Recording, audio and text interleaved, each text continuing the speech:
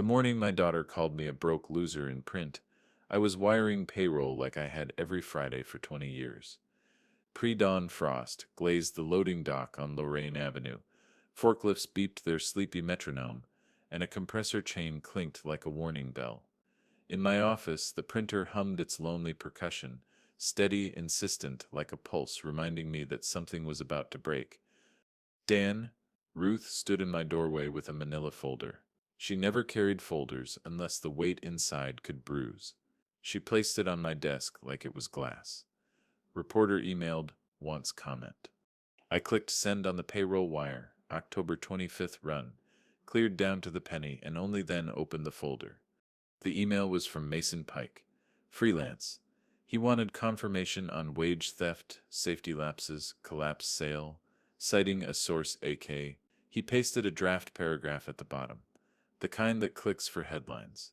He's a broke loser who hides behind tools and numbers, the source said, asking to be identified only by initials.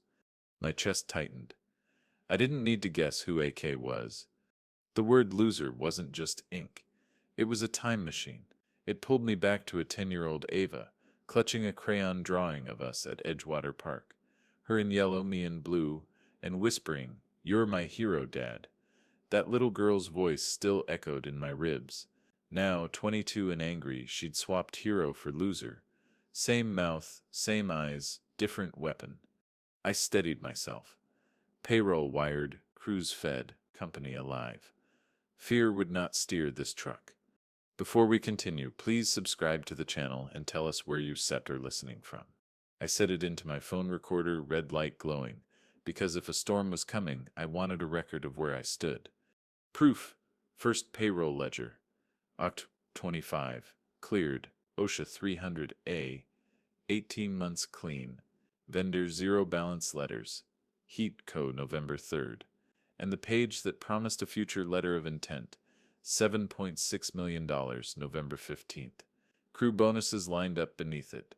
$312,400 with names, not numbers. Nadia, my PR fixer, was on speaker by 6:28 a.m. Not rage text. He sips baiting you for panic. Let paper talk. Elliot, my lawyer, joined. Send me the affiliate vendor contract. Their steps always an accuracy clause. Ruth clicked through PDFs until we saw it. Vendor warrants factual accuracy and current E&O insurance. Payment contingent upon broadcast.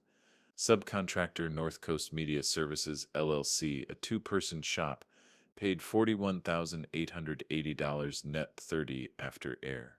If it didn't air or aired with falsehoods flagged, the money froze. A forklift beeped twice outside, then silence.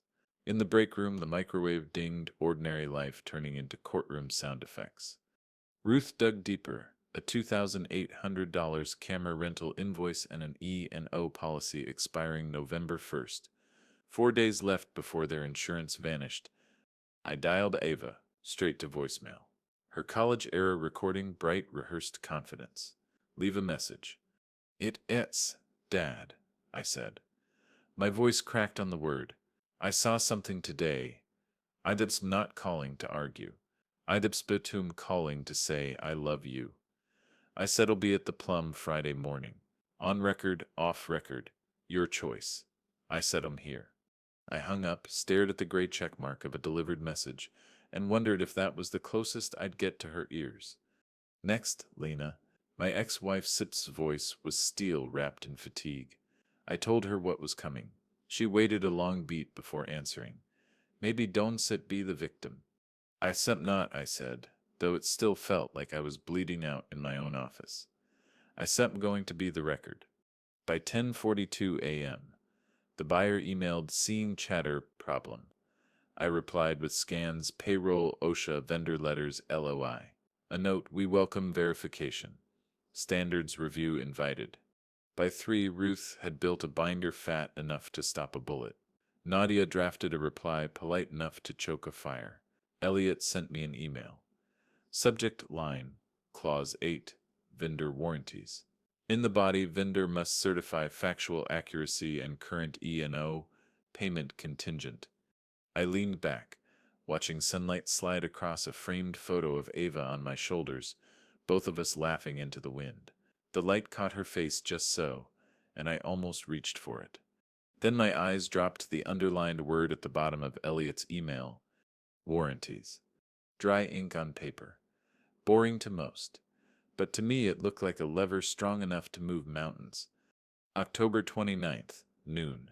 I sat in my truck outside St. Ignatius High, engine idling, watching the track team jog in laps while my thoughts looped in circles.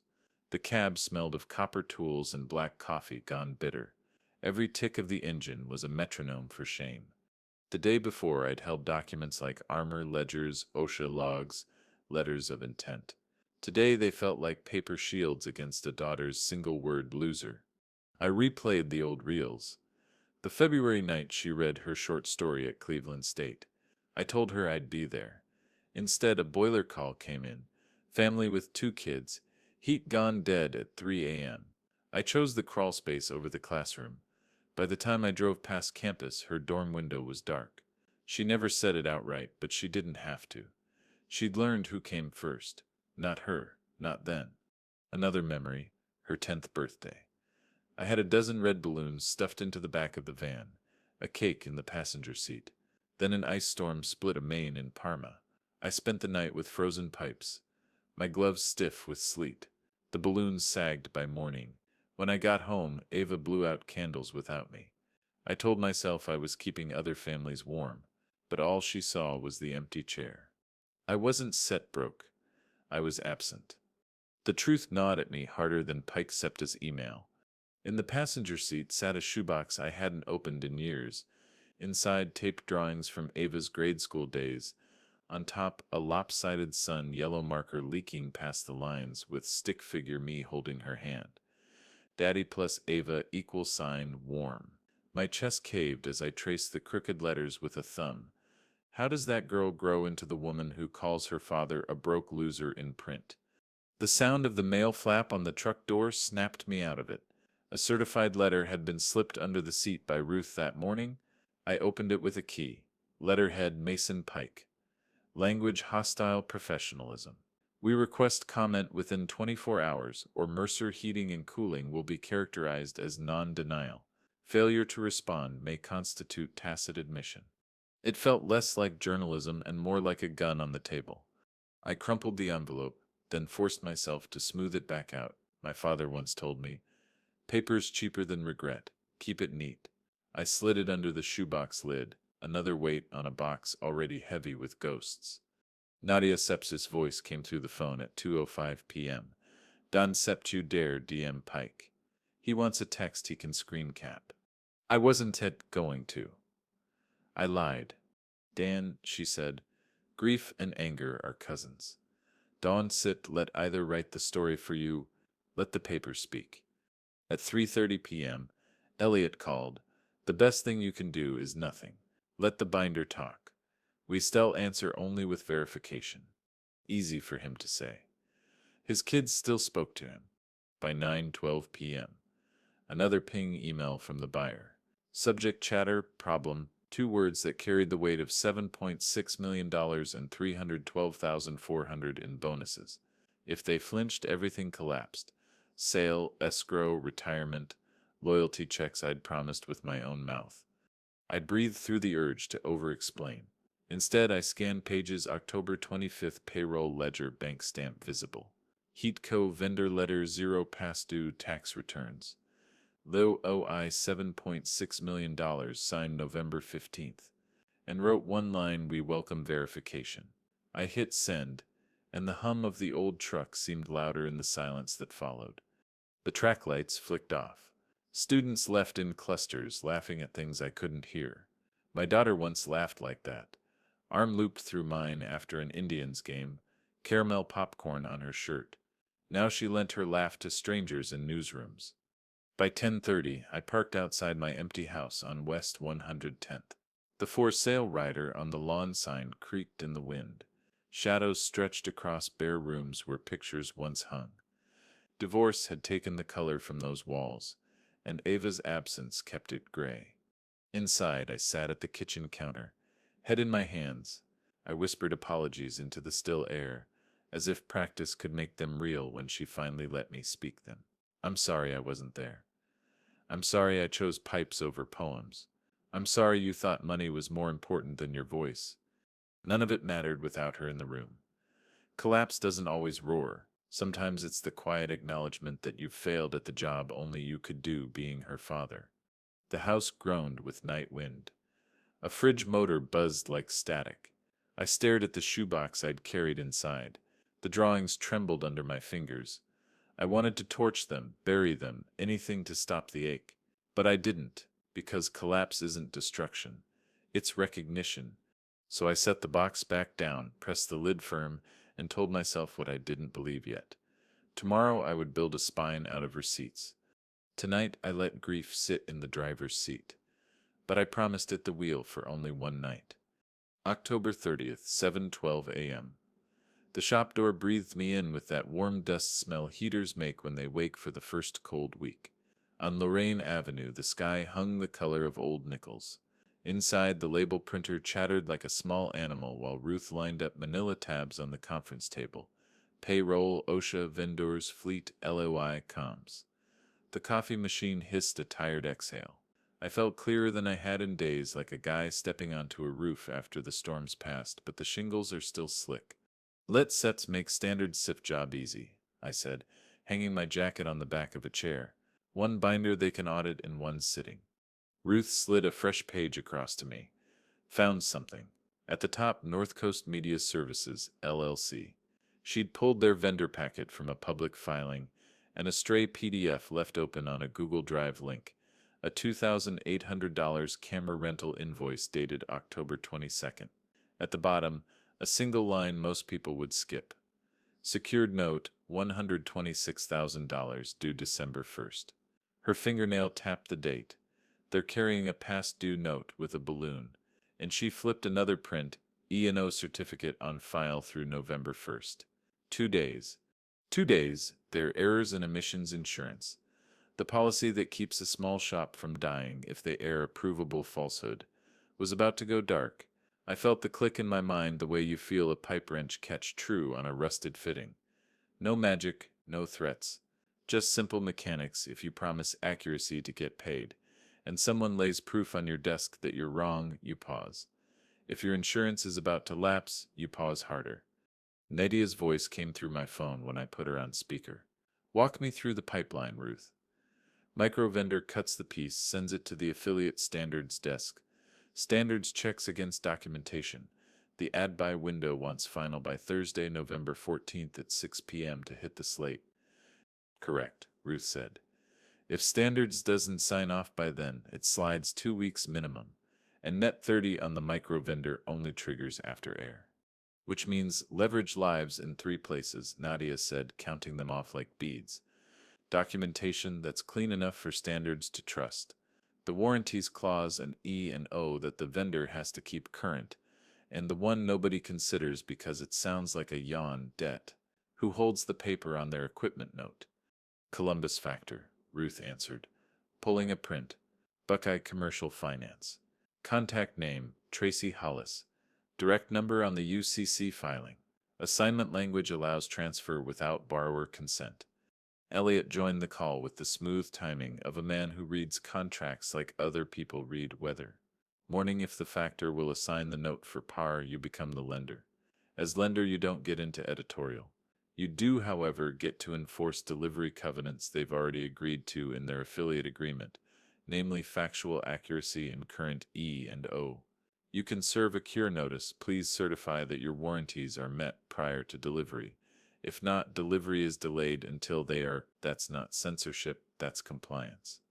I stared at the whiteboard where November 14th, 6 p.m. glared inside a hard box. The station didn't have to like me. They just had to honor their own gate, keys and locks.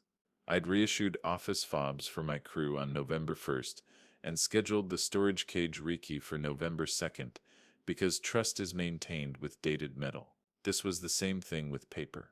Plan in 3 parts, I said, because work calms me when feelings won't. 1. Build a chronology binder so clean. Standards can fact-check in a single sitting, dates on top of dates.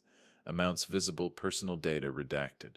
2. Acquire the $126,000 note from Buckeye, if Tracy will assign without games. 3. Serve a courteous cure notice to North Coast and CC the affiliate standards and council verify or delay. No threats, just the contract they already signed. Nadia smiled in my ear. And a fourth quiet part no one sees, be a father first. Keep your Friday cafe with Ava.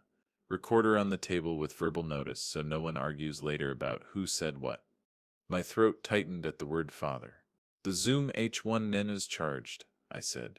I patted my jacket pocket. Fresh micro SD. I said it'll open with notice. Ruth slid me the comms tab. I added a timeline page with times. Your voicemail to Ava yesterday at 11:19. The buyer seps chatter. Problem? Email at 9:12 p.m. Your reply at 9:28 p.m. Our binder index print at 7:26 a.m. All mundane, all dated. Paper is cheaper than regret, I said, hearing my father without meaning to. Let the paper talk. At 9:03 a.m. I dialed Buckeye Commercial Finance. Tracy answered on the second ring, the way Midwest bankers do, friendly but with eyes for numbers. Hollis. Daniel Mercer, I said. I'm interested in your position on the North Coast Media Services LLC secured note. You a competitor? She asked. No, I said. I'm a vendor to their client. I need delivery covenants honored. Acetamites like to buy the paper to ensure compliance, not content. I once set a touch editorial. A pause. Keyboard clicks. We sent our open to assign, she said carefully. Face value plus fees. $126,000 wired. We can paper it by Friday 10 a.m. if council moves. Council moves, Elliot said from my speaker before I could answer. Send the form assignment to my office. We sell Turnet. Email coming, Tracy said. Assignment UCC3 wiring instructions. I hung up and stared at my hands. They used to be all cuts and callus from air handlers. Now they were mostly pen marks, and the occasional skin of a paper cut. Both kinds of work drew blood. Ruth handed me a thin folder labeled NCM, Insurance. I called their broker pretending to be verifying certificates for a vendor file. She said, eyes bright with the glee of a woman who loves clean lines. They said the E&O renewal is in process but not bound. If they don't pay by November 1st, it's lapsed. I printed the current cert XB 1101 in a font so small it could hide in a contract. Get that cert tabbed in the binder. I said, and make a big print copy for standards. No hunting. At 11:40 a.m., Nadia laid out the comms map. We send FedEx packages overnight. One to Pike, one to North Coast, one to the affiliate standards desk. Each gets the same chronology binder with an index on page 1, October 25th payroll cleared OSHA log, Jan to Oct. 0 recordables. Heat Co 1103 letter 0 past due fleet inspections. Oct 10 Cuyahoga Auto. LOI $7.6 million November 15th. Crew bonus list $312,400 names visible. Page 2 is the warranties clause from the vendor agreement with a yellow highlight and a sticky note that says, "We appreciate your diligence. We attach a cover letter that uses no verbs that light fires. We welcome verification. Please see attached documentation supporting accuracy." Elliot chimed in, draft cure notice to North Coast for me to sign after the assignment is executed. Language: as assignee of your secured obligation, we request confirmation that delivery covenants under your affiliate agreement, including factual accuracy and current E&O coverage, are satisfied before delivery. If not, please advise your timeline to cure delivery should be delayed until covenants are met. Add a line, I said, that we are not interfering with editorial judgment and support their right to publish accurate reporting. Already in, Elliot said. I looked out through the conference room glass. Rico was checking the calibration sticker on a digital manometer, peeling the old one off with a satisfied flick, and pressing a fresh 11/24 label flat. The sound, sticky then smooth, made me inexplicably grateful. People who care press labels straight. At 1:10 p.m., the buyer called. Heard you sending documentation to the station. I am, I said. Not to argue, to verify. And I sell take a 2-week extension if you need breathing room, provided we add a $50,000 non-refundable if you walk for disproven reputational reasons. A laugh I could respect came through the line. Deal, send the addendum. Elliot, I said. I am spun drafting while you talk, he answered. I could hear his keyboard. Effective today. At 2:02 p.m. I texted Ava the Plum Cafe. Friday 10 a.m. I'll put my recorder on the table and say it's on. That's how much I respect your voice. No reply. A minute later, 3 gray dots, then they vanished. A compressor kicked on in the shop like a swallowed shout. The rest of the afternoon moved in clean lines. FedEx labels printed, binders weighed, tabs pressed, cover letters signed with ink that wouldn't fade. I initialed each section DM, not because I like seeing my own letters, but because initials are a promise you can hold later and say, I saw this. I stood by it. At 4:36 p.m., an email landed from Buckeye A.S. assignment of note draft. Elliot marked 2 commas and a date field, sent it back. By 4:59 p.m. we had the final wiring instructions sat at the bottom like a finish line. I forwarded them to Ruth. Schedule the wire for tomorrow, 10 a.m. To land tidy. She nodded. Bank confirmed they can release at 9:55 a.m. if you stir standing there. I shall be there, I said. Measure twice, cut once. We locked the binders in a storage cage that would be rekeyed Saturday, November 2nd. A different key number on the tag because habits are how you survive storms you don't see coming. On the way out, I paused to listen. The distant soda machine hum, the tick of cooling ductwork, the almost silent shush of a new filter we'd installed on the office return. Small sounds of a place that keeps its promises. At home, I laid the day's documents in the kept promises drawer Ruth had labeled years ago as a joke that stuck. On top, I placed a manila envelope addressed to affiliate standards, another to North Coast, a third to Mason Pike. I wrote delivered 10/31, 9:15 a.m. in the corner so tomorrow's me would have no excuse for sloppy memory. Before bed, I stood at the kitchen window and watched the streetlight throw a pale cone onto the for sale sign. The rider creaked once and went still. I thought of locks, office fobs, reissued November 1st, storage cage on November 2nd, and a different kind of lock on November 14th at 6 p.m., where accuracy is the only key. I thought of heat, the way we restore it in the houses of strangers, and the way I hadn't kept it in my own. And I thought of receipts, not just for cash, but for care, dates, and amounts of love I owed, and would now pay in the only currency I had left. Time, proof, presence. In the silence, my phone lit once with a name I wanted more than sleep. Ava. The screen dimmed before I could touch it. No voicemail. Just the knowledge that a bridge trembled somewhere between us.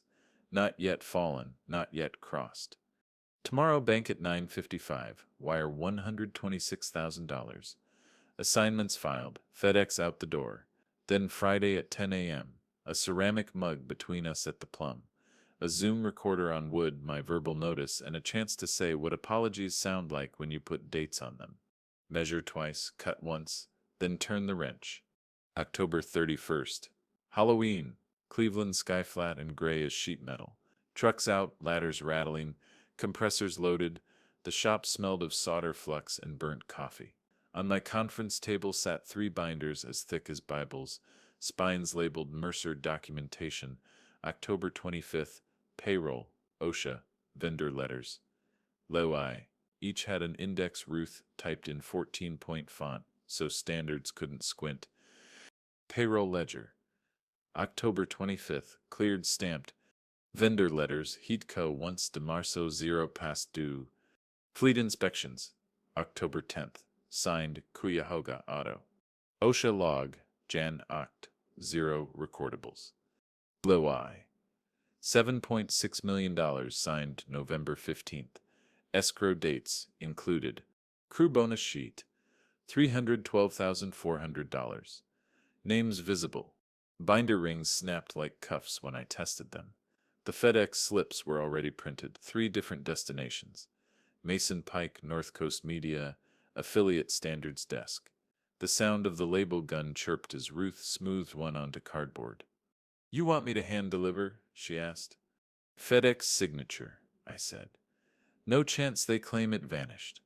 At 4:40 p.m. Elliot called. His voice carried that lawyer Sip's restraint. But I could hear the little victory tucked inside. Wire Sips landed. Assignment executed. $126,000 wired. The note no longer lived with Buckeye Commercial. It lived in my desk, meaning North Coast Media owed me, not them. Meaning when I sent a cure notice, I wasn't some angry father barking at a reporter. I was their lender enforcing covenants they'd already sworn to keep. Dry, kind letter? I asked. Drafted, Elliot said. Reads, as a signee of your secured obligation, we request confirmation that delivery covenants under your affiliate agreement, namely factual accuracy and current E&O coverage, are satisfied prior to delivery. If not, please advise cure timeline. Delivery should be delayed until covenants are met. Respectfully, Daniel Mercer.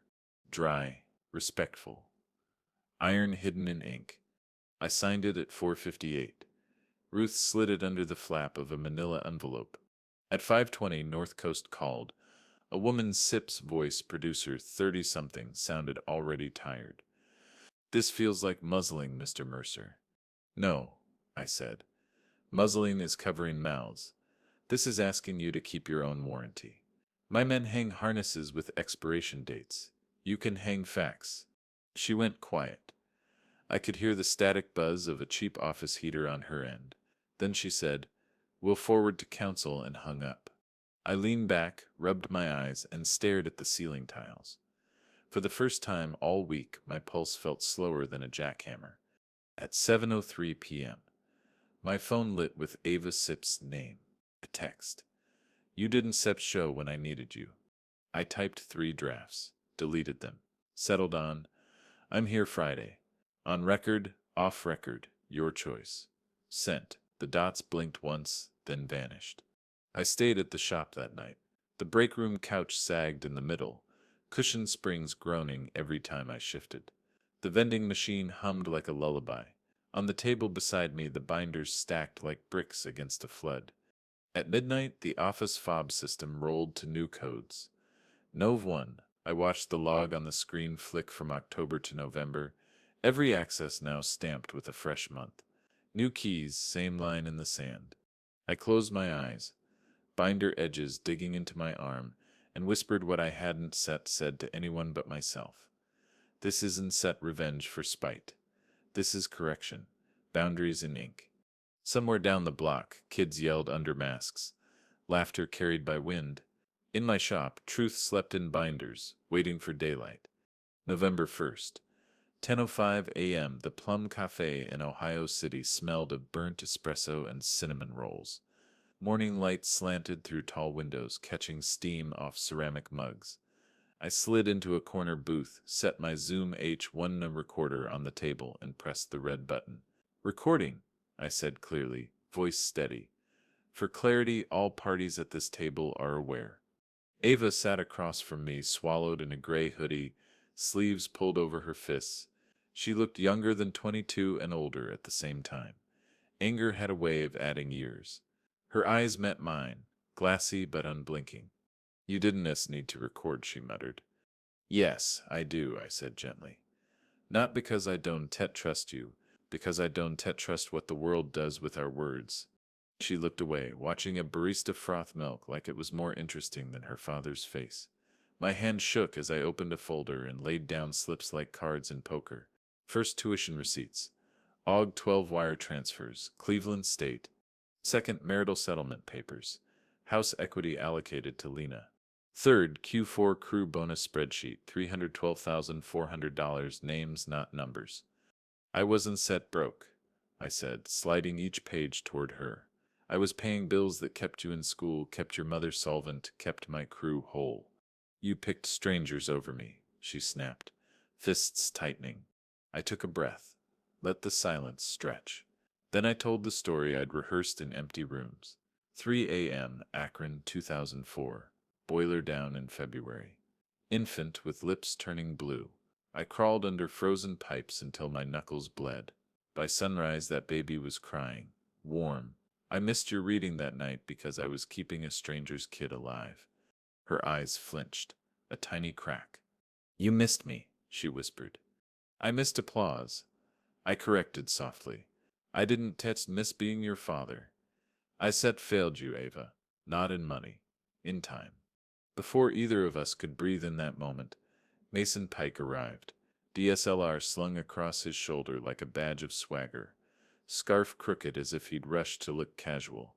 He slid in beside Ava without asking. Mr. Mercer, he said, voice dripping false courtesy. We'd hear about wage theft. I slid a stack of pay stubs, routing numbers blacked, dates exposed, all cleared. October 25th ledger matches. He raised his eyebrows, pivoted. Unsafe vans, no inspections. I dropped the fleet inspection forms, dated October 10th, signed by Koyahaga Auto. He leaned back, smirk slipping. So Youssef built a defense binder. No, I said. I said built a record. You can print it, burn it, ignore it. But you can say it doesn't exist. The waitress set down plates. A mug clinked. Somewhere behind us, a fork scraped ceramic. Ordinary sounds turned gavel sharp. Mason's jaw tightened. Ava shifted, torn between his confidence and my papers. I caught her glance, a flash of doubt, then shame, then anger again. Your daughter gave me her words, Mason pressed. I looked at Ava, not him. Words matter, but so does proof. Truth isn't set what pays clicks. Truth is what keeps families warm when the lake wind cuts through brick. Mason muttered something about editorial independence and left, camera strap banging against his chair. The bell above the cafe door rang and cold air slipped in with him. I didn't chase. I just sat with my daughter in silence, both of us staring at papers that weighed more than any headline. By afternoon, Elliot emailed the formal cure notice to North Coast. As assignee of your secured obligation, please confirm factual accuracy and current E&O coverage prior to delivery. If covenants not met, delay delivery. CC affiliate standards. Dry, clean, unavoidable. At 5:12 p.m. Standards replied. Reviewing your materials. 7 words that meant the pipeline had slowed. Back at the shop, I drew a red circle around Thursday, November 14th, 6 p.m. on the whiteboard. Add by window. Countdown clock. The board squeaked under the marker, echoing through the quiet office like a vow. I slept again on the break room couch. The soda machine hummed steady as a lullaby. My phone buzzed once. Ava Sip's name. Just 3 words. I don't set no. I whispered into the dark. That sep's a start. November 4th, Monday morning. Cleveland air so cold it felt like glass in my lungs. Standards had confirmed receipt of our binders, but no verdict yet. The office carried that strange mix of routine and dread. Rico climbing ladders, Anna organizing overtime slips, the break room microwave dinging like a muted alarm clock. On the surface, business. Underneath, a countdown. By November 6th, the affiliate sent 2 men from Standards and Practices to walk through the shop. Clipboards out, voices flat. We're here for verification, one said. They moved slow, deliberate, like IRS agents in steel-toed boots. I led them past racks of copper coil and PVC. Rico demonstrated a manometer calibration. The sticker peeled 11/24 and slapped clean against the side of the gauge. That sticky sound carried more weight than any speech I could give. Ina showed them safety harnesses with expiry tags. Ruth handed over logs, OSHA 300A, no recordables 18 months. The men asked few questions. Just observed, scribbled, nodded. The silence of auditors. The kind where your fate is written in pen you'll never hold. November 8th. A draft script leaked back from Standards. Softer than Mason Seps, but still damning in thesis. The line that stuck in my throat. Despite documentation, questions remain about Mercer heating and cooling Seps viability. I read it aloud to Nadia in the office. Her voice tinny on speaker. This isn't septed journalism, she snapped. It's Septa's narrative. They said they're trying to keep blood in the water. Elliot reviewed it that night. 3 material inaccuracies, he said. He marked them with his lawyer's pen like they were tumors on an x-ray. Payroll dates misstated. Vendor balance misstated. Sale viability misstated. We drafted a pre-publication letter, polite, not combative, flagging the errors with page citations and supporting docs. Elliot added a paragraph. Your E&O insurance does not cover known falsehoods. Proceeding with this draft could void coverage. The tension tightened like a belt. November 10th. The buyer emailed cautious now, requesting 2-week extension pending resolution. I agreed, but with one clause, $50,000 non-refundable if they walk due to disproven reputational issues. Elliot papered it by sundown. Small victory, but one that tasted like breathing room. Nights blurred. I slept in the shop, the heater kicking at 2 a.m. like a giant heartbeat. Every thud in the ductwork echoed the same question. Would truth weigh more than clicks? At 3:11 a.m., restless, I pulled the shoebox from under my desk. Inside, Ava's crooked sun drawing. Stick figure me, words scrawled. Daddy plus Ava equal sign warm. My thumb traced the crayon lines until they smudged. I snapped a photo and texted it to her. I'm still this guy. Sent. Gray checkmark. No reply. November 12th. The affiliate slate listed our segment for Thursday, November 14th, 6 p.m. timing set like a blade. Nadia walked into the shop that afternoon, coat still dripping from sleep. You're holding them, she said, dropping her bag on my desk. They can't air provable falsehoods, not without blowing up their vendor contract. But Mason's fighting. He's dangling Ava's quote because it bleeds. He thinks family wounds make the best clickbait. I leaned back, stared at the ceiling tiles. Family wounds also make the worst regrets. The heater hummed. Rico laughed somewhere in the back. Anna teased him about Halloween candy. Normal life noises. Meanwhile, I circled November 14th, 6 p.m. again and read. Harder this time. Timing is a weapon. Patience is my counterblade. November 14th, 5:30 p.m. Cleveland Affiliate Studio, West 6th Street. Fluorescent lights buzzed overhead, too bright, too clinical, like an operating room for truth. The lobby smelled of burnt coffee and damp coats. My boots squeaked against linoleum as I followed a young intern with a clipboard. EFB chatter leaked through half-closed studio doors, a swarm of bees that never landed. 2 dominoes fell before I even sat down. First, Ruth texted me a screenshot. North Coast Media's E&O certificate expired November 1st. Standards had flagged it in their pre-broadcast ethics review. Second, Elliot forwarded me an internal memo from the affiliate. 4 corrections required, 1 material. The material one, payroll irregularities. Standards noted, documented as inaccurate, correction required. In the green room, I found Ava already waiting. She wasn't in a hoodie this time. Blouse, blazer, nervous hands twisting her phone case. She looked up, eyes wet but steady. Without a word, she handed me a printed email. Date, October 27th. From Mason Pike to Ava Mercer. Subject, angle. If you can give me a splashy quote, something raw, angry, I sell guarantee it makes the final cut, needs to feel like betrayal.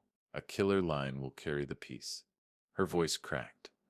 I thought he cared about my truth. He just wanted blood.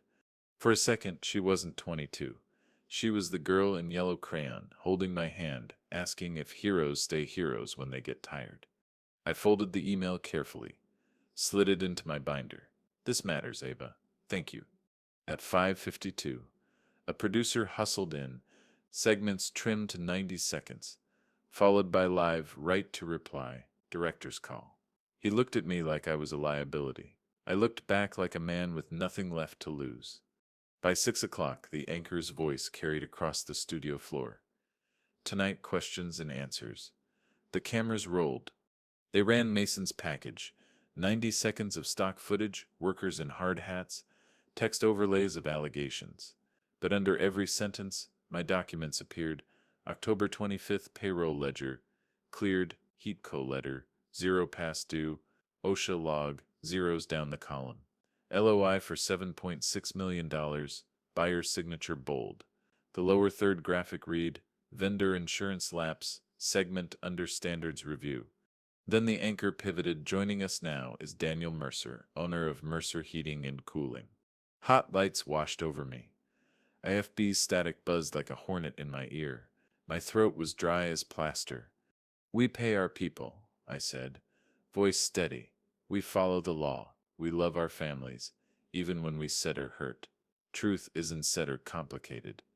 It's setters, receipts, and names on paper. That setters who we are. Silence stretched in the studio, the kind that feels like eternity.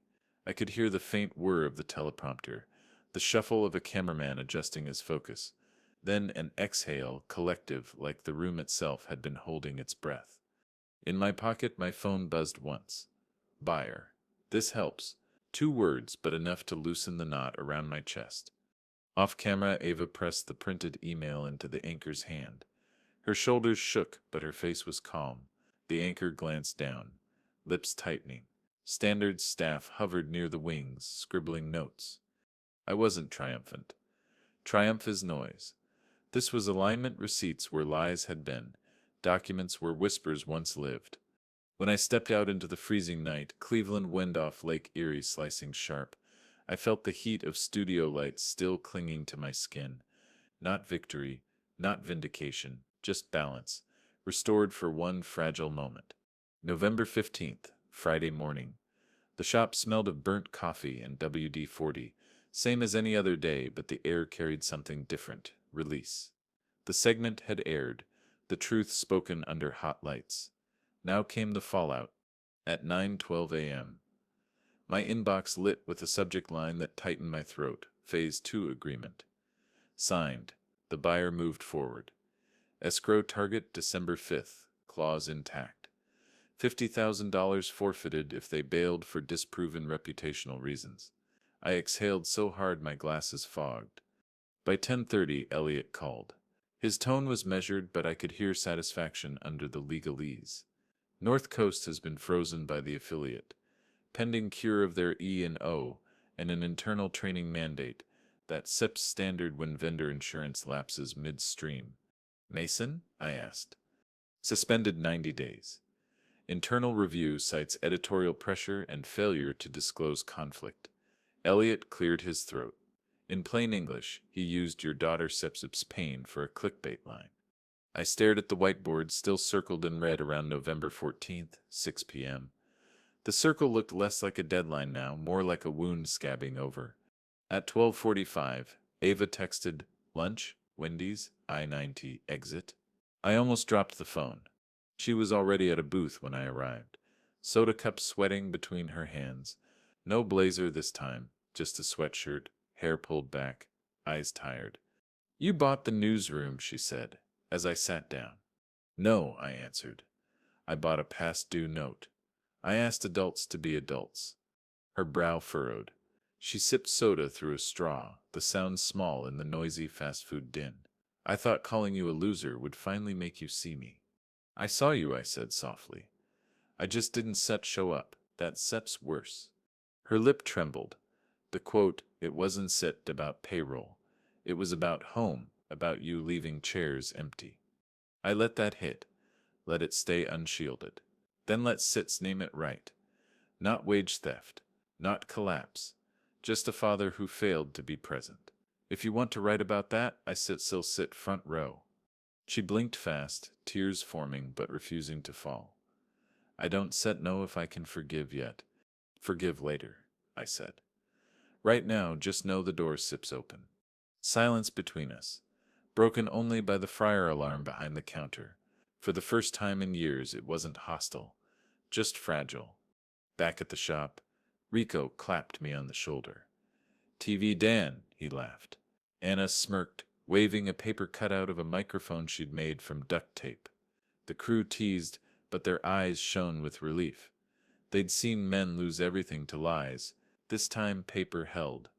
That night, Ruth presented me with a thick binder, spine labeled in bold Sharpie, "Kept Promises."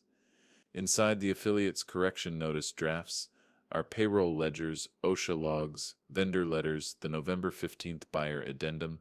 She tucked a blank section at the back with a sticky note. For future corrections, they belong next to awards. At 8:22 p.m. Nadia called. Affiliate Cestus Ethics Office has opened a formal review of Mason Ceftus methods. Internal, but serious. They Ceft thanked you for your cooperation. I looked around the shop, the ladders stacked neat, the soda machine humming, the crew's laughter echoing faint in the dark. For once, Cleveland's winter chill felt survivable. Justice wasn't loud. It was a stack of binders, a frozen vendor contract, a daughter willing to eat fast food across from her father instead of shutting him out. For the first time in weeks, I went home and slept in my own bed. December 5th. Cold bit Cleveland's air sharp as knives, but the weight on my shoulders felt lighter than it had in years. That morning, my phone buzzed with a simple notification from the escrow officer. Funds received, $7.6 million wired, sale closed.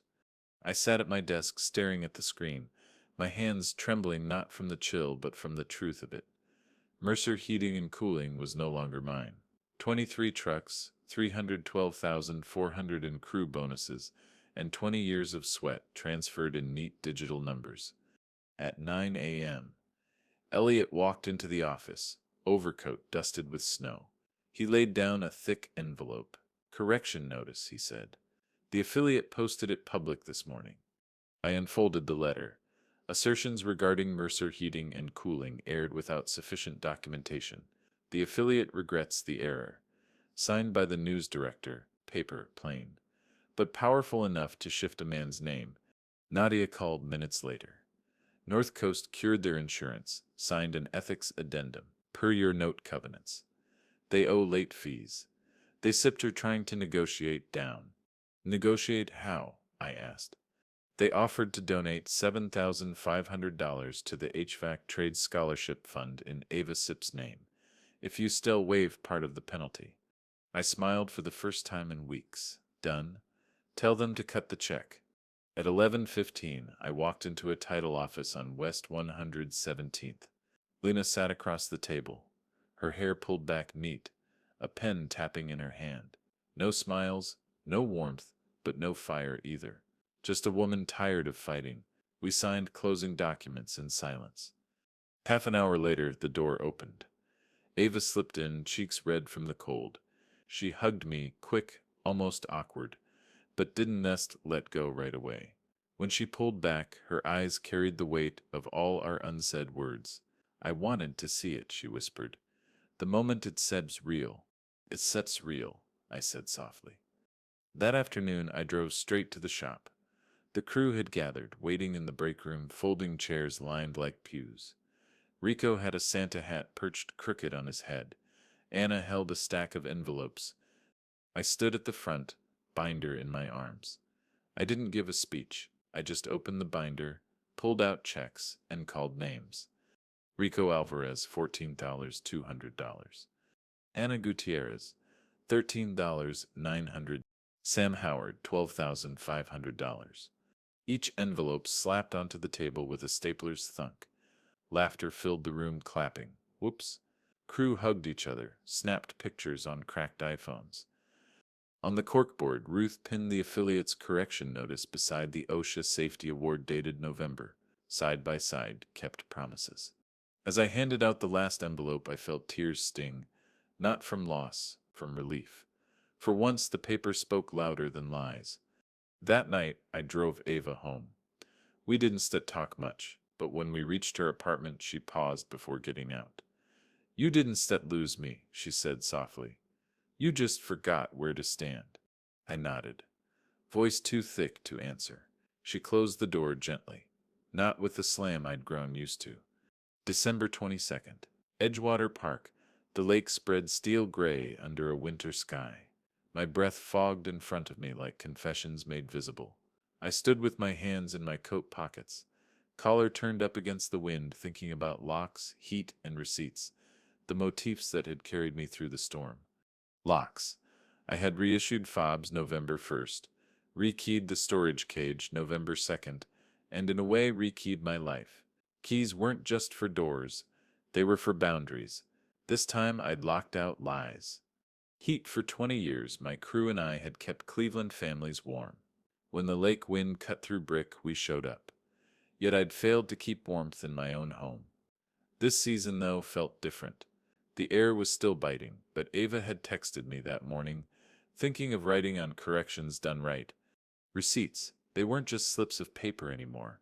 They were symbols, payroll ledgers, vendor letters, tax filings, and the little yellow drawing in a shoebox. Proof that promises kept matter more than words shouted. I thumbed my phone, typed back to Ava. "I'll read every draft," she replied with a heart. A small icon, but bigger than any $7.6 million wire. Back at the shop, Ruth had sent me a photo from the crew party. Rico in a Santa hat, Anna wearing a paper snowflake halo. Laughter frozen mid-frame. Elliot mailed me a framed copy of the assignment of note with a sticky note. Sometimes boring ink is the sharpest sword. Nadia DM'd me 3 words, "Proud of you." That evening, I slid a final folder into the kept promises binder. Inside, the affiliate's correction, the buyer's closing, the scholarship check in Ava's name. The binder bulged, now thick with truth. Thick with weight I no longer had to carry alone. Standing at the lake, I whispered into the cold, not caring if the wind carried it away. Revenge isn't set cruelty. It seps correction. It seps drawing boundaries in quiet ink. I thought of the word Ava had used months ago, loser. I rolled it over in my mouth and let it dissolve. Then I replaced it with something better. "You didn't just lose me," I said to the waves. "You gave me away," and I walked back under my own name. The water didn't set answer. It didn't set need to.